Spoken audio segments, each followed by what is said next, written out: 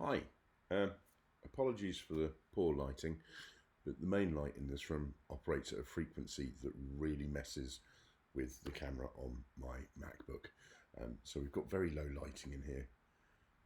Hopefully it'll be good enough for you to see what I'm about to show you. One of the things I do is I make medieval tabards and flags and banners. Here's an example. This is one that I screen printed with the home studio setup I created for screen printing, which is all very nice. They look lovely. When they work, you get a really nice clean print. They look fantastic. They're hard wearing. But when they go wrong, there's no way to fix them. You've wasted an entire piece of quite expensive cloth, or you get a product that at the end of it just doesn't look very good, and it's a bit naff.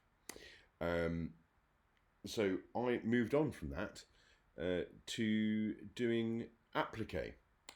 So the design is laser cut in cloth and then stitched onto the fabric, which I don't have an example of right here, as they're all with people, but I wanted to do something a bit fancier. For my personal tabard, as leader of my small and very stupid army of total incompetence, I wanted to make something that really stood out and was quite impressive.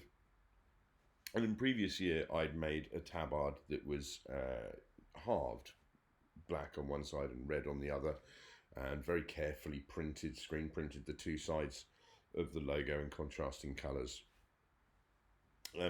So this time I thought I'd go even further, and I created one that is quartered,